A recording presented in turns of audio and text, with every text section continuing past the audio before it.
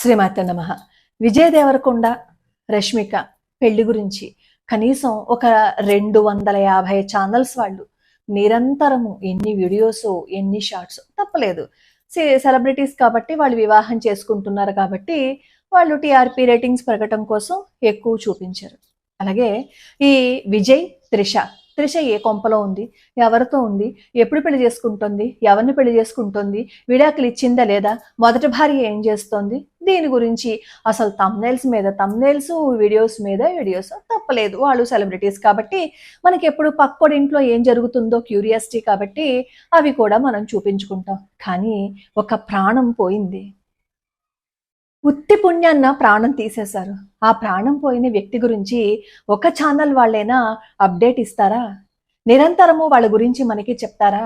Awareness మనలో పెంచుతారా? పెంచరు. ఎందుకు అంటే అలా పెంచితే వాళ్ళకి టీఆర్పీ రేటింగ్స్ రావు కదా. అలాంటి న్యూస్ చెప్తే ఉపయోగం లేదు కదా. మన ఢిల్లీలో జరిగిన విషయం అందరికీ బహుశా తెలిసే ఉంటుంది. మనం కూడా కమ్యూనిటీ పోస్ట్ పెట్టుకున్నాం. హోలీ పండుగ రోజు జరిగింది. ఒక పాప మేడ మీద నుంచి ఈ హోలీ వాటర్ని, ఆ రంగు నీళ్ళని ఒక బుడగలో వేసి కింద వాళ్ళ తాతగారి మీద ఇలా వదిలింది. ఆ నీళ్లు చిమ్మి పరాయి మతస్థుల ఆ అమ్మాయి మీద పడ్డాయనమాట. ఆ బుర్ఖా వేసుకుని అమ్మాయి వస్తుంటే ఆ అమ్మాయి మీద చిమ్మి. పాపం ఈ చిన్నపిల్ల ఎవరైతే ఉన్నారో వాళ్ళ ఇంట్లో అందరూ కూడా వెళ్ళి క్షమార్పణ అడిగారు. క్షమించండి, తప్పైపోయింది, మేము కావాలని చేయలేదు, పాప ఏం కావాలని చేయలేదు, క్షమించమని అడిగితే ఆ బుర్కా వేసుకున్న ఆ మహిళ వెళ్ళిపోయి ఒక 15 మందిని తీసుకొచ్చింది. గొడవ రచ్చ అయ్యింది. తరుణ్ ప్రాణాలని తీసేశారు.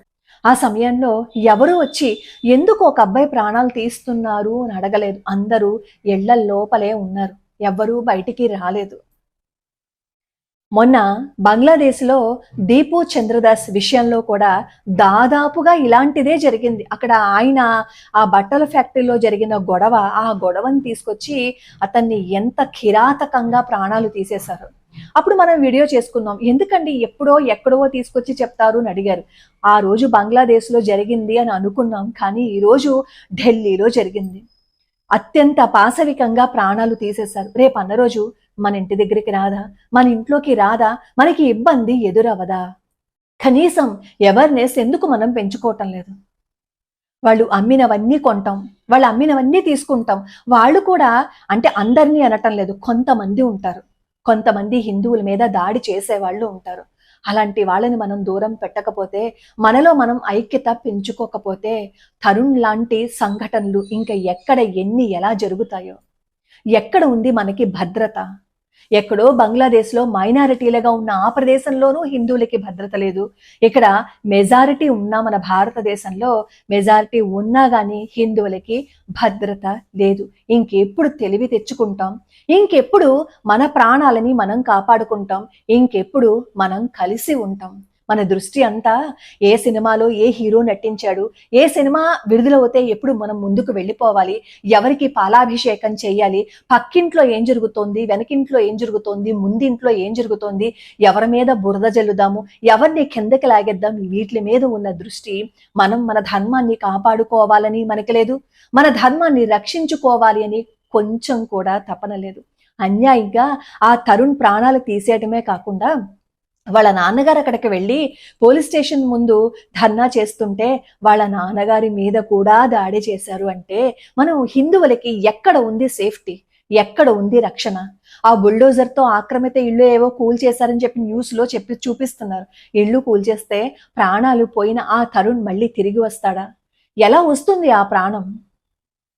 ఇలాంటి సంఘటనలు జరగకూడదు అంటే మనలో మనం ఐక్యత పెంచుకోవాలి, మనలో మనం కలిసి ఉండాలి.